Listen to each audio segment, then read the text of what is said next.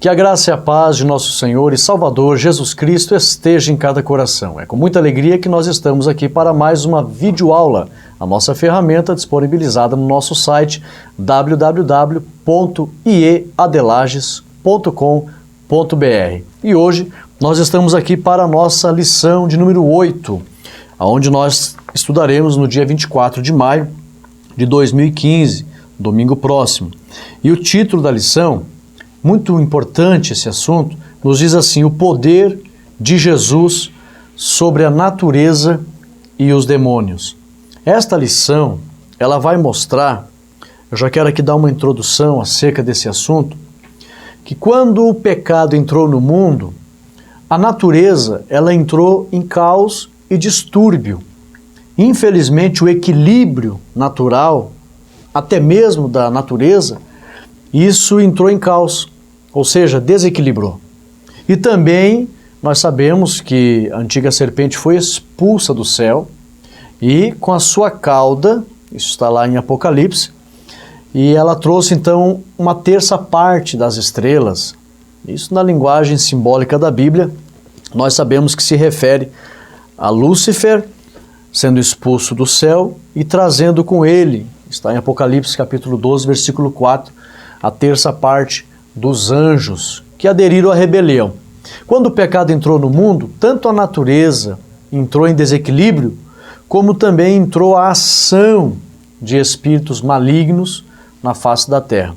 E quando o Senhor Jesus andou aqui na terra, ele mostrou, e Lucas teve o cuidado de registrar isso, ele mostrou que ele é Senhor da natureza, soberano, e o seu reino é um reino onde não haverá desequilíbrio natural e nem predominará a ação de espíritos malignos.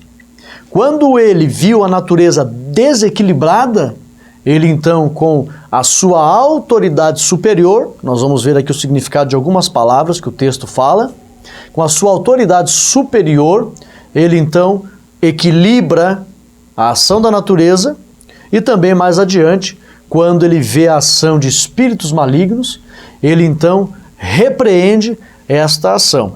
Tudo isso o Senhor Jesus querendo mostrar que no reino do Senhor Jesus não existe desequilíbrio natural e muito menos a ação de espíritos malignos.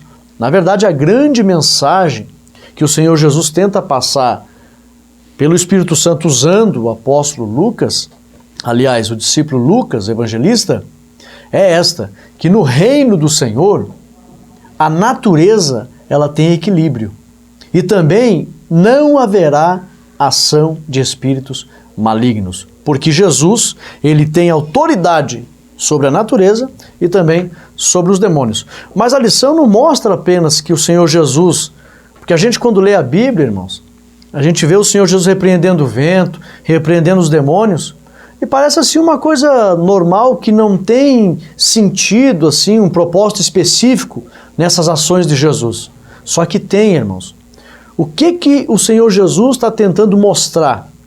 Ele está tentando mostrar que o reino, quando ele entrou aqui na terra, ele disse, é chegado o reino de Deus entre os homens. E o reino de Deus não tem desequilíbrio. Não tem desequilíbrio, distúrbio na natureza e não tem ação de espíritos malignos. Então, quando o Senhor Jesus se deparava com um desequilíbrio natural, ele colocava no lugar. E o que ele estava querendo dizer? Que no reino dele não tem desequilíbrio. Quando ele via a ação de um espírito maligno, ele repreendia e expulsava. Por quê? Ele estava querendo dizer que no reino de Deus não tem ação de espíritos malignos. Todas essas ações do Senhor Jesus eram prenúncios do que acontecerá de forma total no reino de Cristo quando começará aqui pelo reino milenial na face dessa terra. O reino milenial é um período de aprendizagem aonde o Senhor Jesus, com a sua igreja, reinará sobre as nações e a humanidade aprenderá a servir a Deus para por fim entrar na Nova Jerusalém. Mas no reino do Senhor Jesus, no reino de Deus, não tem desequilíbrio natural, não tem ação de espíritos malignos. Então, você que está ouvindo agora e prestando atenção nessa videoaula, já comece entendendo. É isso que o texto sagrado tenta mostrar, que o Senhor Jesus, com o seu reino, prova que não existe desequilíbrio e nem ação de espíritos malignos. Era isso que ele queria indicar, era um prenúncio do que aconteceria no seu reino. A lição, ela está baseada, no texto áureo, em Lucas 8 e 25, que diz assim: E disse-lhes, onde está a vossa fé? E eles, temendo, maravilharam-se, dizendo uns aos outros, quem é este que até os ventos e a água manda e lhe obedece? Aqui, irmãos, quando os discípulos perguntam quem é este, isto significa que eles estavam dizendo que ele não era um homem comum. Ele estava ali 100% homem. Mas quando eles, quem é este? Isso significava que Jesus não era alguém comum, natural. Ele era realmente dotado de poder celestial. Era a ação messiânica entrando em cena. Então Jesus não era um homem comum. Aqui temos os relatos dos discípulos. E aí então, ele diz, quem é este que até os ventos e a água manda? Eu fiz questão de buscar o significado da palavra manda. Manda no grego é eptasso. Eptasso, poder superior. Então, quando eles disseram manda, eles falaram eptasso. Na verdade, o Lucas escreveu eptasso, mas no dia ele estava falando em aramaico, né? Então, eptasso é a expressão de uma outra expressão em aramaico, mas para significar poder superior, ou seja, manda sobre todas as coisas, sobre a natureza e sobre tudo que existe na face dessa terra. Quem é esse que manda? Tem um poder superior. Eptasso. O eptasso, na verdade, é uma junção, né?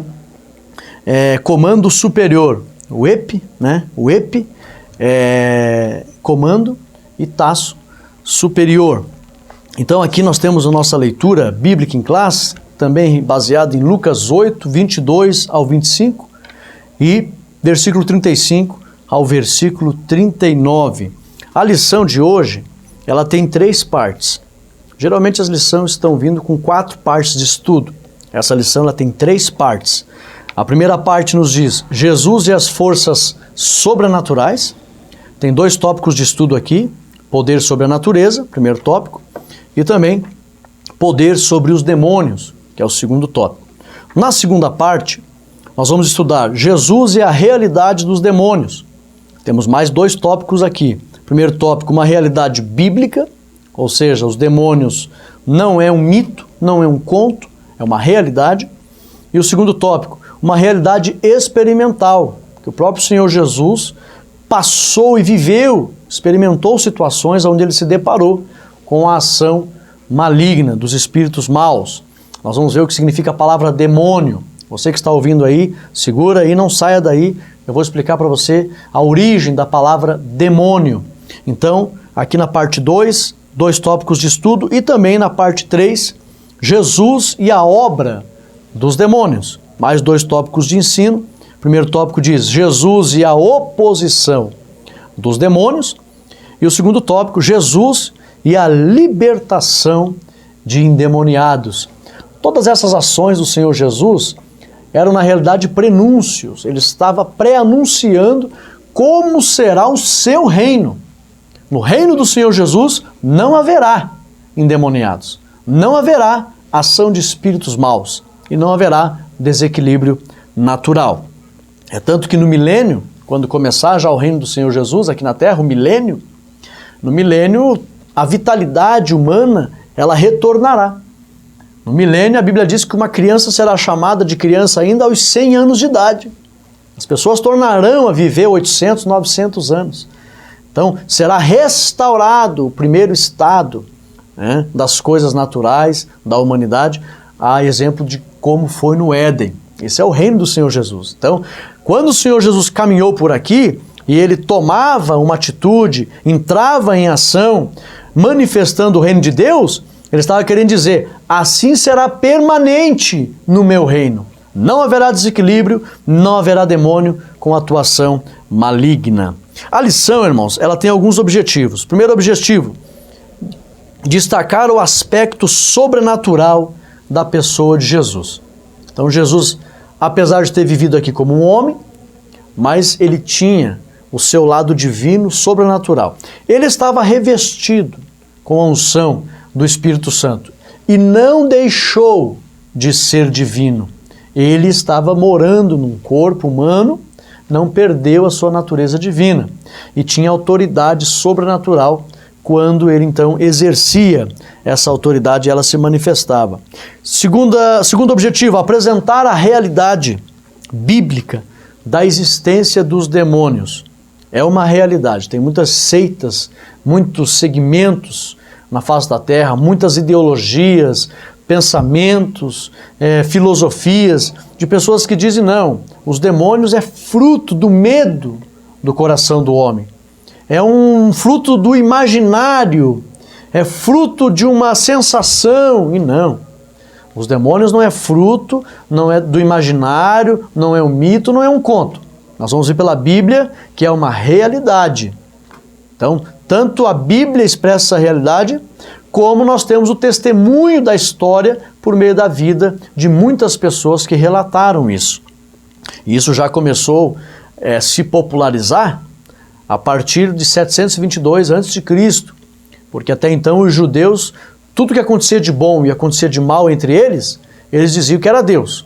Ou Deus operava o bem e o próprio Deus executava o juízo e fazia o mal. Mas quando eles foram cativos na mão dos assírios, os assírios já acreditavam em ações malignas, demônios. E isso começou a se popularizar entre os judeus, até que eles mesmos passaram a entender que às vezes as coisas ruins que aconteciam não era exatamente Deus fazendo, mas a ação de um demônio, era algo maligno. E isso aqui nós vamos abordar, são relatos históricos. Terceiro objetivo, explicar o aspecto limitado dos demônios. Apesar de eles estarem neste mundo, de o príncipe deste século ser o diabo, apesar de ele reinar neste mundo onde impera a mentira, eles são limitados. Eles não têm todo o poder. Eles têm força e têm poder também, mas não são o todo-poderoso, só o Senhor é o todo-poderoso. Então nós vamos ver que eles são limitados. E também, quarto objetivo, mostrar que a obra de Jesus é oposta à dos demônios. Então a Bíblia, Jesus dá uma comparação, a Bíblia dá uma comparação bem clara, né? Luz e trevas. Então aonde brilhou a luz, não prevaleceu as trevas. Quando o Senhor Jesus começou a pregar, os relatos bíblicos manifestam isso, né? Aonde estava em escuridão, brilhou a luz. Então, a obra do Senhor Jesus, ela traz benefício. O Senhor é bom. Agora, os demônios, eles são maus. Eles querem a destruição de tudo e de todos. Nós temos aqui, irmãos, o objetivo geral. Qual é o objetivo geral desta lição de número 8 que nós vamos aprender? Diz assim, Jesus como Filho de Deus, ele tem poder sobre a natureza e os seres espirituais. E isso já começou ele a manifestar quando passou aqui por essa terra. Então ele tem todo o poder, nos céus, na terra, em qualquer lugar. E quando ele andou aqui, ele já manifestou esse poder. É por isso que eu digo que nós, que procuramos andar em comunhão com o Senhor Jesus, quanto mais perto estivermos do Senhor Jesus, menos risco sofremos de ser vítimas dos distúrbios da natureza e também da ação dos espíritos malignos.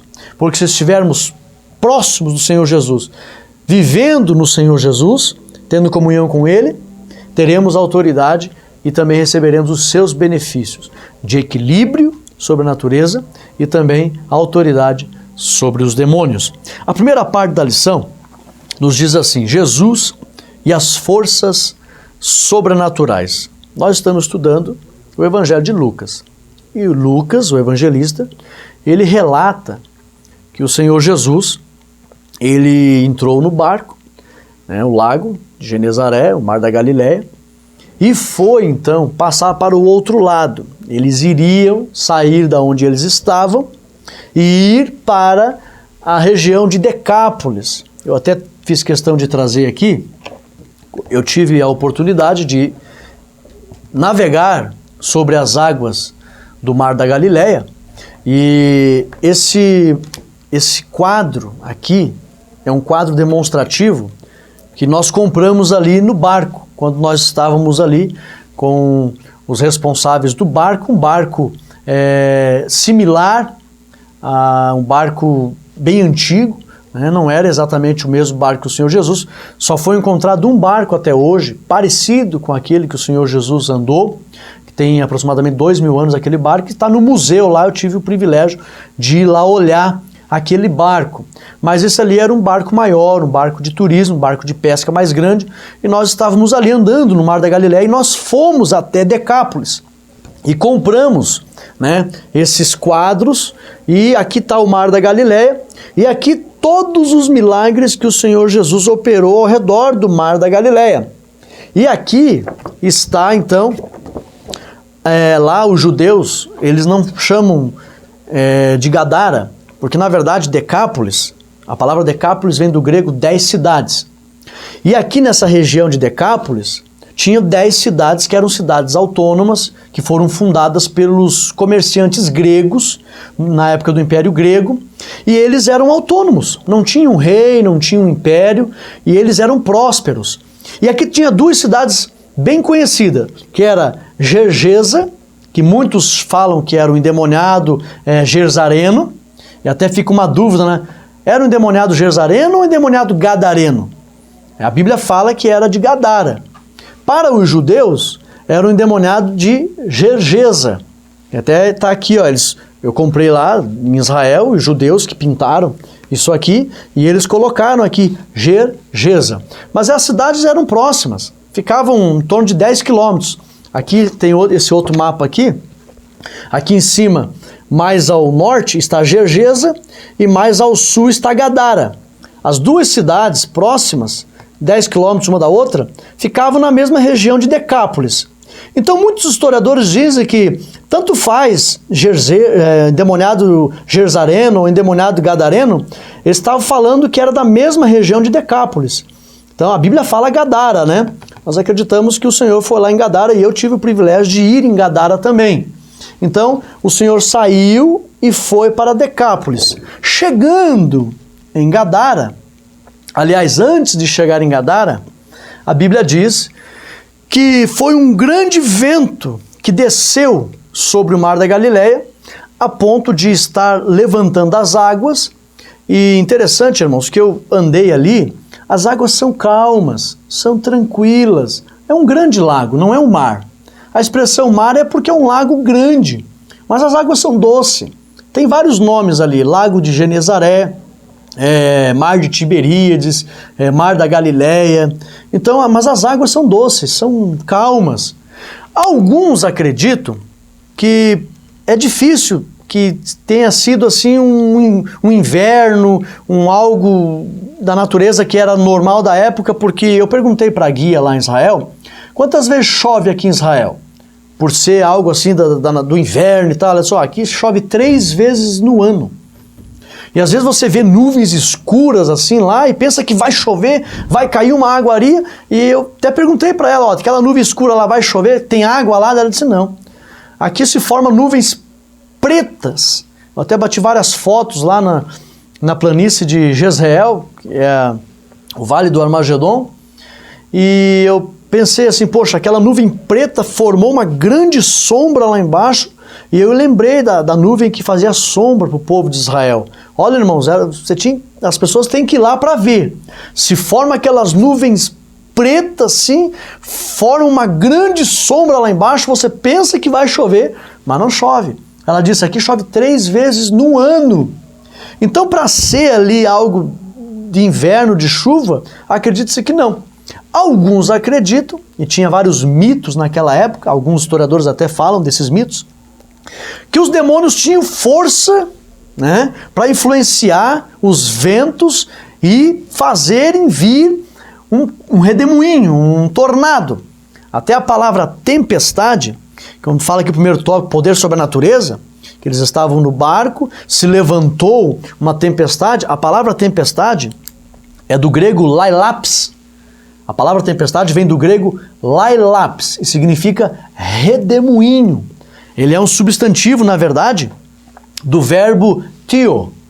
Lailaps é um substantivo do verbo tio. E o verbo tio significa respirar pesado ou soprar forte.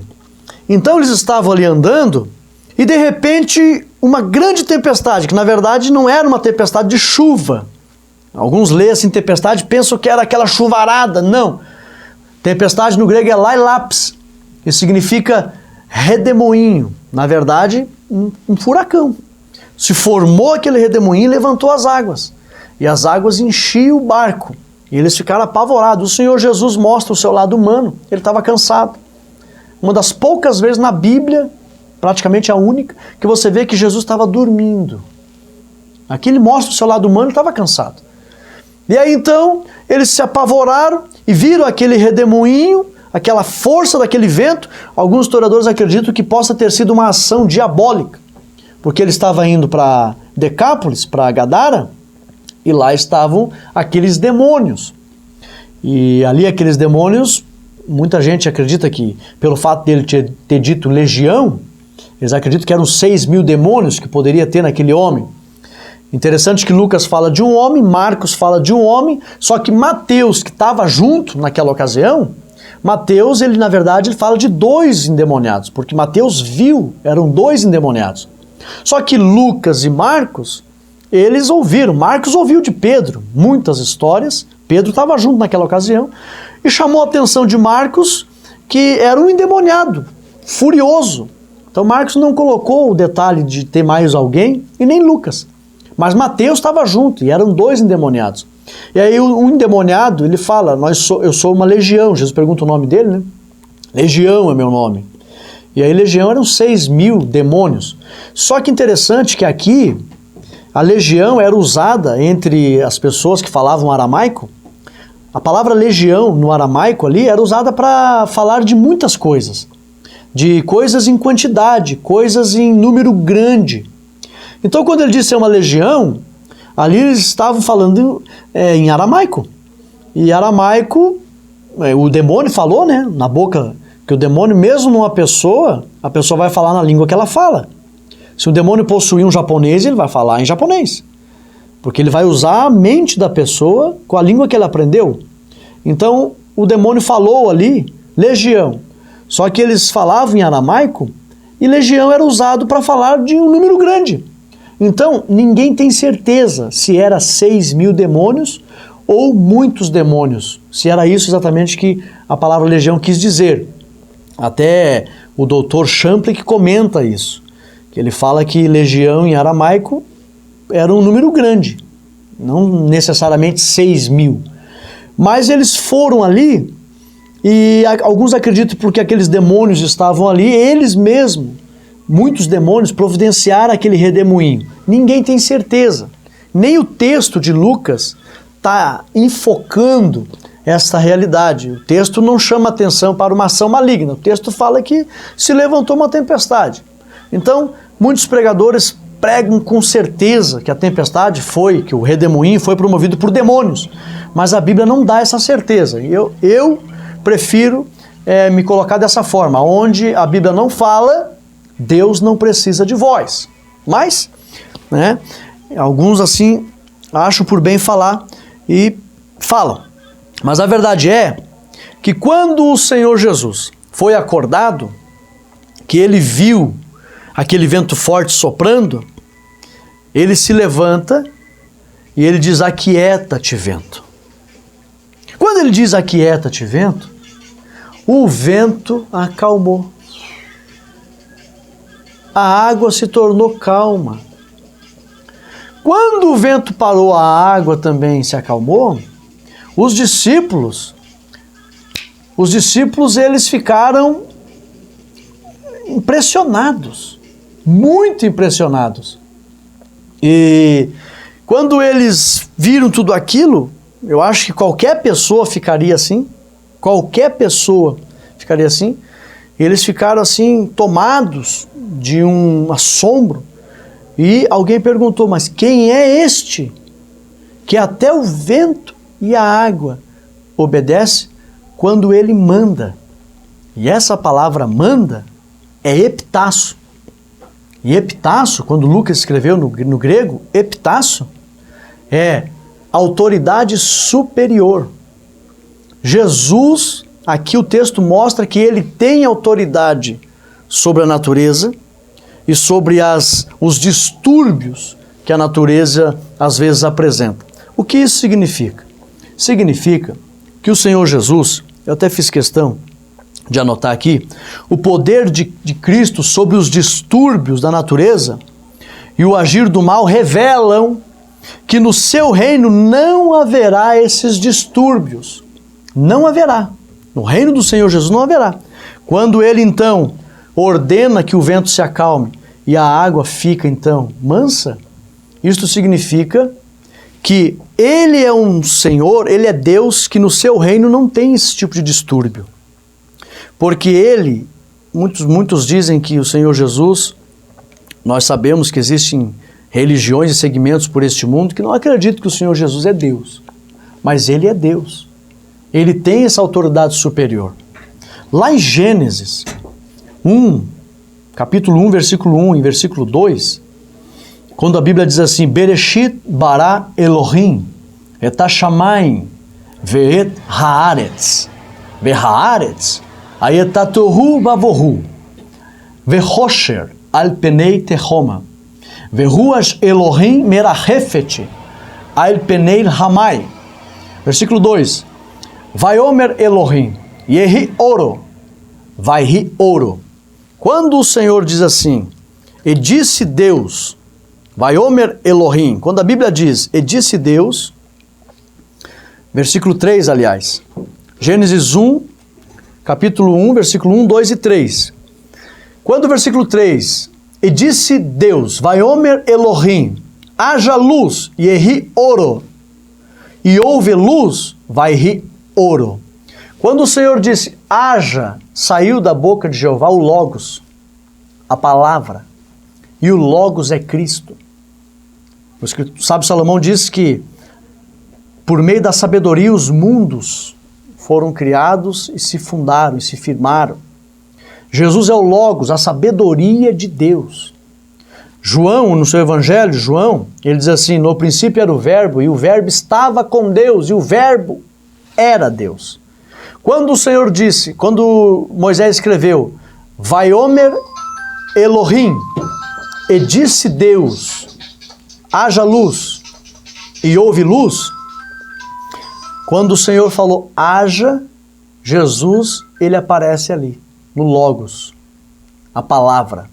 Então o Senhor Jesus é Deus. E se ele é Deus, ele tem toda a autoridade sobre todo o universo. Quando ele andou aqui, ele não teve por usurpação ser igual a Deus. Mas depois da obra consumada, ele mesmo disse, é-me dado todo o poder. Não que ele recebeu ali, significando que ele não tinha. Não. É como se ele dissesse, eu recuperei novamente. Eu tomei posse novamente do que é meu. Todo esse poder do céu e na terra. Então o Senhor Jesus, ele tem autoridade, nunca perdeu essa autoridade.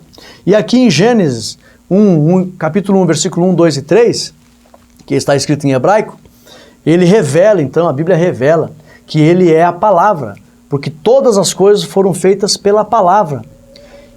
Vaiomer Elohim, e disse Deus, yehi oro, vaihi oro, haja luz, e houve luz.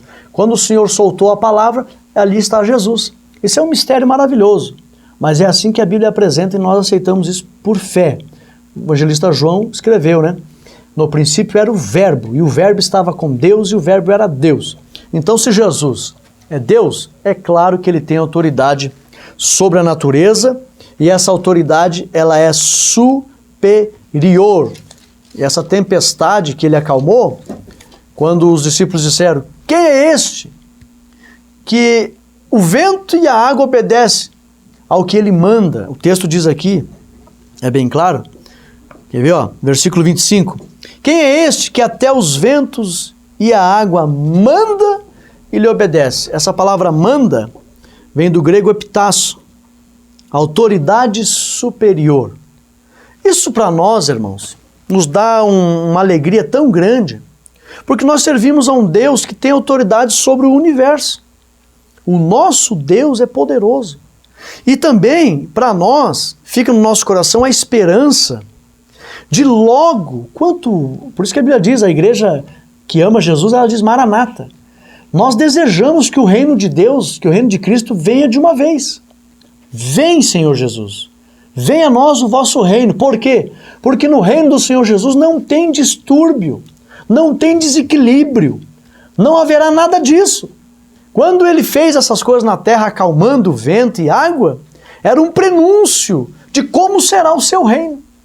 Oxalá as pessoas assistam esse vídeo pelo mundo afora, compartilhe, divulgue, porque se alguém está em dúvida, será que eu sirvo a Jesus ou não? Sirva a Jesus, não duvide. O nosso Deus é o único Deus, o Senhor Jesus é Deus. É tanto que Tomé disse que Jesus é Deus. E Jesus realmente falou para ele, porque você viu, você creu. Então, o nosso Senhor Jesus, ele tem autoridade. E aqui, meus irmãos, ainda no tópico 2, essa lição ela é muito rica de informação e de revelação para o conforto do coração dos cristãos que têm esperança de que o reino do Senhor Jesus venha, que isso nos deixa muito alegre. A gente quer falar sobre isso, só que o tempo passa, né? O tempo é curto. Mas tem muita coisa para falar aqui. No domingo, na escola dominical, nós vamos conversar com mais tempo. Porque isso aqui, na verdade, é uma indicação de como será o reino do Senhor Jesus. Sem desequilíbrio, sem distúrbio, sem nada fora do lugar, porque ele é soberano, a sua autoridade é superior. Mas tem algo interessante aqui ainda que diz, poder sobre os demônios.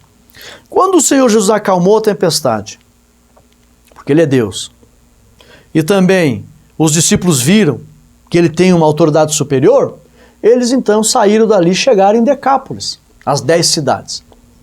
Então, Lucas diz, o texto é bem claro, e na verdade, irmãos, o texto não fala aqui dos outros 2 milagres, porque Lucas capítulo 8, eu coloquei aqui na minha introdução, que no capítulo 8 Lucas mostra o senhorio do Senhor Jesus e a perfeição do seu reino.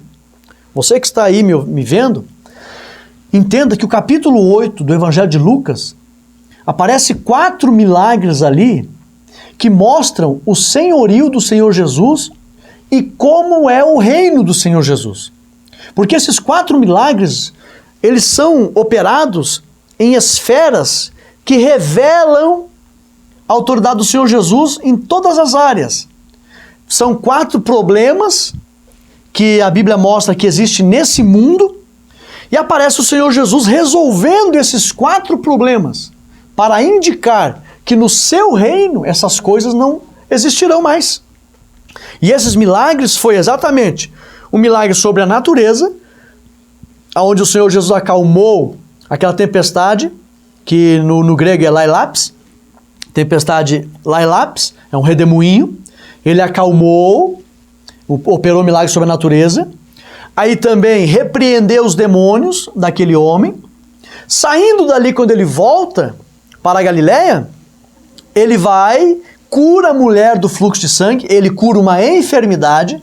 Então note que ele equilibra a natureza, repreende a ação de espíritos malignos, encontra uma mulher que tem a enfermidade no corpo. Nós vimos na aula passada que enfermidade quer dizer sem força, o seu corpo estava debilitado, sem força por causa da enfermidade. Ele cura a enfermidade e dali ele vai ressuscitar a filha de Jairo, que era o chefe da sinagoga. Eu tive a oportunidade de ir lá em Cafarnaum, entrar naquela sinagoga, a sinagoga de Jairo, e até me emocionei ali, porque Jairo teve a sua filha ressuscitada, uma menina de 12 anos. Então aqui a gente vê 4 grandes problemas que tem na face dessa terra. Desequilíbrio da natureza, a ação dos espíritos malignos, enfermidade no corpo e também o problema da morte. O Senhor Jesus, em Lucas capítulo 8, mostra que no reino dele, porque ele diz, é chegado o reino, e ele já vai então operando sinais de como será o seu reino. Isso aqui para nós, irmãos, traz uma esperança gigante de nós vivermos o reino do Senhor Jesus. Porque no reino dele, ele mostra que não haverá desequilíbrio na natureza, Nós vamos viver 1000 anos aqui na Terra, na natureza, aqui na Terra, para depois a gente entrar na Nova Jerusalém. No reino do Senhor Jesus não haverá desequilíbrio na natureza, não haverá ação de espíritos malignos, não haverá enfermidades e não haverá morte. No reino do Senhor Jesus, se estiver obediente ao Senhor Jesus, não haverá mais morte. Então, só mais essa informação para você, o pastor José Gonçalves, ele não coloca aqui os outros 2 milagres. Mas observando o capítulo 8 de Lucas, nós observamos que esse capítulo aqui é muito nobre. Mostra a realidade da terra enferma pelo pecado, desequilíbrio natural, ação de demônios, enfermidades e morte. Mas daí vem o Senhor Jesus mostrando como será o seu reino. Equilibrando a natureza, repreendendo os demônios, curando enfermidades e ressuscitando os mortos. Para mostrar que a vida no seu reino é que vai prevalecer. Por isso ele disse, eu vim para que tenham vida, e vida com abundância. Aleluia! O tópico 2 diz, poder sobre os demônios. E aqui, meus irmãos, nesse poder sobre os demônios, a palavra demônio, o que significa a palavra demônio? Ela vem do grego daimon. Lucas escreveu ali, você vai ver no grego, está escrito daimon. Significa natureza má. Natureza maligna. Então são espíritos, né? Pneuma, que é a palavra espírito no grego é pneuma, mal. É um espírito mal. Então quando o Senhor Jesus chega lá em Gadara, ele se depara, hoje a cidade de Gadara, nós estivemos ali, ela pertence à Jordânia, atual cidade da Jordânia. E a palavra, a cidade exata onde ficava Gadara, hoje, o nome dela é Uncais. Uncais. Se você tiver a oportunidade de ir lá na Jordânia, você vai ver que a antiga Decápolis, a antiga Gadara está ali, na antiga região das 10 cidades, Gadara está ali, mas não se chama mais Gadara, se chama Uncais. É uma palavra árabe e hoje pertence ao país da Jordânia. Mas quando o Senhor Jesus chegou ali, ele se depara com um endemoniado daquela região, que a Bíblia chama um endemoniado gadareno. Era terrível a situação daquele homem. Ele morava no cemitério, ele andava nu, ele se cortava, não tinha corrente que segurava aquele homem. Era terrível. Quando o Senhor Jesus chega ali, na verdade, irmãos, Jesus, ele foi de propósito até aquele lugar. O que o Senhor Jesus estava querendo mostrar para os discípulos e querendo dizer aos discípulos com a ida dele até Gadara? Na verdade, irmãos, o Senhor Jesus estava tentando mostrar a missão que eles teriam de executar entre os gentios. Porque a região de Gadara, eles eram gentios, eram gregos. Eles não pertenciam à casa de Israel, às ovelhas perdidas de Israel. E aí Jesus, ele mesmo disse, eu não vim senão para as ovelhas perdidas da casa de Israel, começa a evangelizar ali os seus compatriotas, mas daqui a pouco ele sai dali e vai para a terra dos gentios. O que é isso? Jesus estava já dando um prenúncio do que aconteceria depois que ele saísse da terra. Os apóstolos deveriam dar sequência à sua obra e também evangelizar os gentios. Era isso que o Senhor Jesus estava tentando mostrar para eles. E Jesus sabia daquele endemoniado, porque ele era um homem ungido pelo Espírito Santo, ele tinha o discernimento do Espírito, as revelações do Espírito, e ele foi lá então para libertar aquele homem.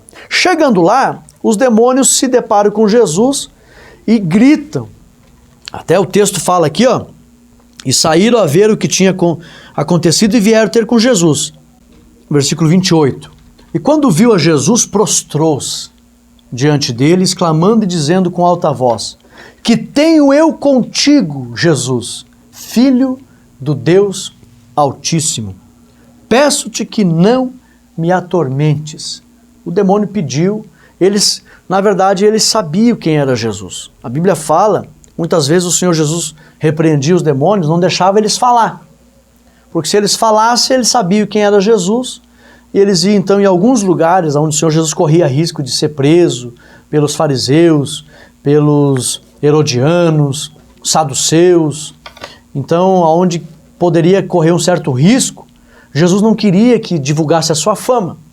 Então ele repreendia os demônios e não permitia que falasse. porque se eles fossem falar, eles iam revelar que Jesus era realmente o Filho de Deus, e isso provocaria inveja e ciúmes nos saduceus, e principalmente os saduceus, né, que pertencia à elite do templo, e poderia então Jesus ser preso ou até morto fora da cruz. Então Jesus não deixava eles falar, mas a verdade é que os demônios sabiam quem era Jesus. Porque quando Jesus venceu o próprio Lúcifer lá no deserto, o reino existe a matéria, demonologia. O reino do anticristo é muito organizado. Com certeza eles se comunicaram. Todos os demônios passaram a saber que verdadeiramente o Logos divino estava vivendo na terra, no corpo do Senhor Jesus. E eles sabiam que era o Senhor Todo-Poderoso que estava, o Deus conosco, andando na terra. Então, quando eles encontravam Jesus, eles falavam. Mas Jesus repreendeu e tirou aqueles demônios. Interessante que eles pediram para não voltarem, né, para o abismo. E aí eu fico pensando que nem os demônios gostam daquele lugar, que é um lugar terrível. Nem todos os demônios estão na terra. Nós sabemos que a Bíblia fala que existem muitos que estão aprisionados em prisões eternas. Um dia, na grande tribulação, a Bíblia diz que se abriu um poço, subiu uma grande fumaça, está lá em Apocalipse, você vai ver Apocalipse capítulo 9, vamos dar uma olhada aqui, Apocalipse capítulo 9, e essa fumaça fala de demônios que virão para a terra, muitos demônios. Alguns até acreditam que os 200 milhões de cavaleiros que aparecem ali junto com os 4 anjos que foram soltos, pode ser uma indicação de número de demônios que estarão matando homens na face da terra. Olha aqui, ó, Apocalipse 9:3 e 9:2. E abriu o poço do abismo e subiu a fumaça do poço como a fumaça de uma grande fornalha. Com a fumaça do poço escureceu-se o sol e o ar, e da fumaça vieram gafanhotos sobre a terra, e foi-lhe dado poder como o poder que tem os escorpiões da terra. Então um dia, todos esses demônios que estão presos em prisões eternas, muitos estão na terra, vieram para a terra, e outros estão presos. E um dia, os que estão presos vão sair tudo, e vão vir para a terra na grande tribulação. Vai ser tamanha matança que eles vão promover na terra, que a própria Bíblia, no livro do Apocalipse, diz que o sangue vai chegar no freio dos cavalos. Você tem uma ideia de como será terrível a matança nesses dias.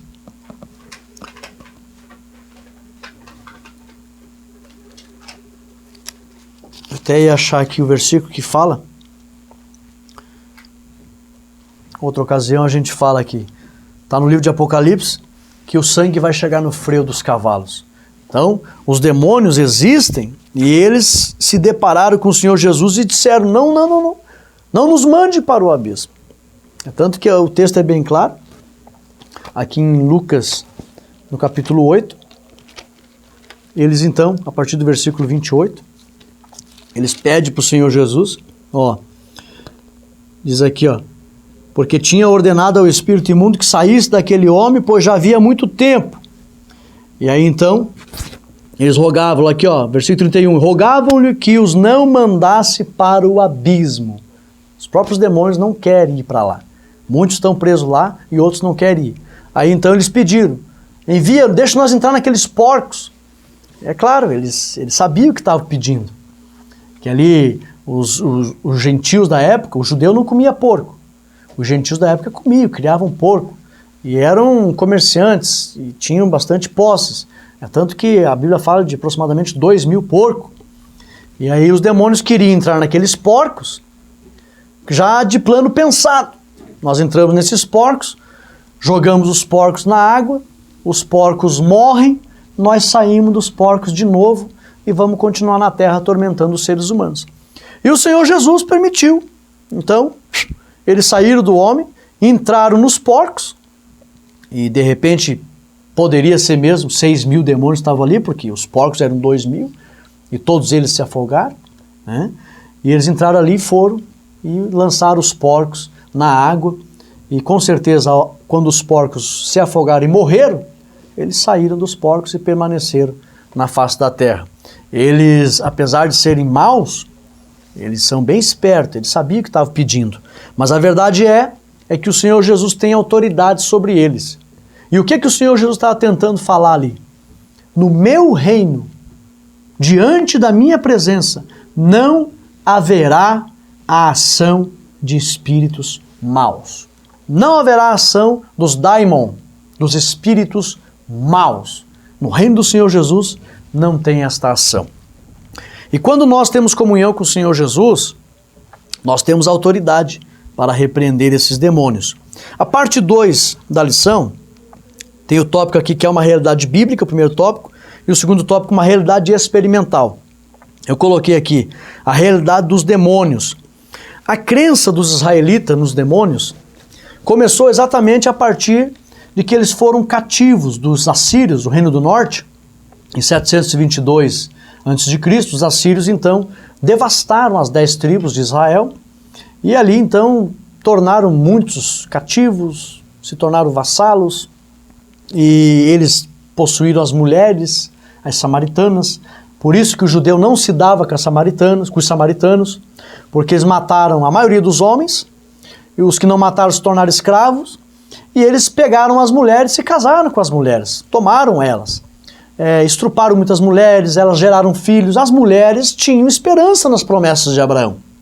Mas como nasceu filhos de homens assírios, os judeus do sul, ao saber que o povo do norte estava nas mãos dos assírios e as mulheres sendo vítimas de estupros, casando-se com assírios, sendo tomadas por esposas dos assírios, então os descendentes, os judeus do sul não aceitavam, como também pertencendo às promessas de Abraão.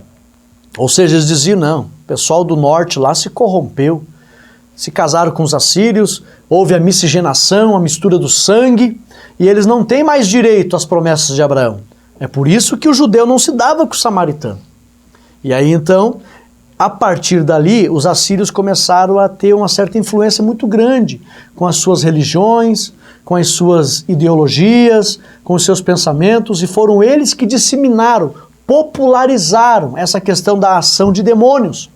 Até então, entre os judeus, a maioria dos judeus, tudo que acontecia entre eles, de bom ou mal, era Deus. É tanto que eles atribuíam, a pessoa ficava doente, é Deus castigando. Só que a gente vê, irmãos, que nem todas as pessoas doentes era Deus castigando. Eram espíritos malignos, às vezes, de enfermidade que estavam na pessoa. Jesus curou uma mulher encurvada, aproximadamente 18 anos, quando ela foi liberta daquele demônio, ela voltou ao normal. Então não era Deus provocando aquele mal, era um espírito maligno, que até então os judeus naquela época, aproximadamente 700 anos antes de Cristo, eles achavam que tudo era Deus.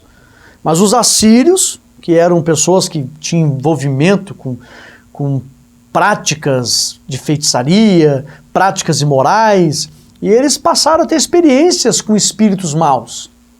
E eles passaram a disseminar entre os judeus que haviam demônios, espíritos maus. E aí então os judeus também começaram a entender essas questões. O judeu foi entender muito sobre questões espirituais, irmãos, a partir de Daniel. Daniel foi o primeiro no Antigo Testamento a falar sobre ressurreição. Isso foi aproximadamente 500 anos antes de Cristo. Aproximadamente 550, 560 antes de Cristo. Daniel foi para a Babilônia em 586. Foram cativos. Então, a partir dali, Daniel foi o primeiro a falar em ressurreição. Antes de Daniel, os judeus ficavam assim, o que vai acontecer exatamente depois da morte? Ficavam meio perdidos, em sono profundo, dormindo, no Seol, no abismo. Daniel que fala da ressurreição dos últimos dias.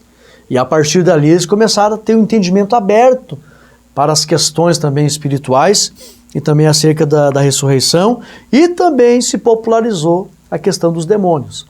Então o judeu sabia muito bem que haviam demônios. Interessante, irmãos, que a história conta que entre os judeus piedosos que guardavam a lei, demônio não possuía. Mesmo sendo a lei algo que não poderia salvar, mas ela protegia. Porque a justiça de Deus guardava a pessoa que praticava a lei com fidelidade. Porque a lei é justiça, amor e misericórdia. A maioria das pessoas que guardavam a lei, você não vê a Bíblia falando que eles estavam possessos. A maioria das pessoas que eram possessas ali eram gentios. Mas quem guardava a lei, que era temente, não tinha demônio que possuía. É claro que nós sabemos que teve pessoas da linhagem do povo de Deus que demônios atormentaram eles. Não foi Saul, né? O próprio Deus permitiu um demônio atormentar Saul.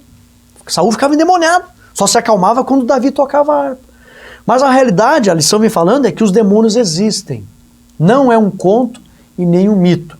Os demônios existem. Tanto existe, a gente tem muita experiência. Por meio do nosso ministério, o Senhor Jesus muitas vezes nos usou para repreender demônios. E aí eu vi coisas terríveis. Uma vez eu vi uma senhorinha muito fraquinha, com quase 70 anos de idade. Ela foi possessa por demônios na igreja. A igreja inteira ficou com um cheiro forte de incenso na hora que os demônios se manifestaram nela. E 4 obreiros não conseguiam segurar aquela velhinha.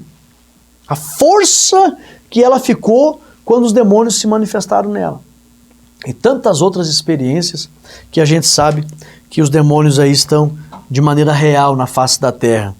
E eu coloquei aqui que os israelitas passaram a saber dessa influência e também a Bíblia mostra que o Senhor Jesus conheceu essa realidade e experimentou a afronta dos demônios. Nós sabemos aqui, irmãos, nós vamos entrar na terceira parte, que a terceira parte diz assim, ó, Jesus e a obra dos demônios. Jesus, o primeiro tópico diz Jesus e a oposição aos demônios, e o segundo tópico, Jesus e a libertação dos endemoniados. Nós sabemos, irmãos, que o Senhor Jesus, ele tem autoridade superior para repreender os demônios. Mas quando ele subiu ao céu, ele deixou esse poder facultado, delegado.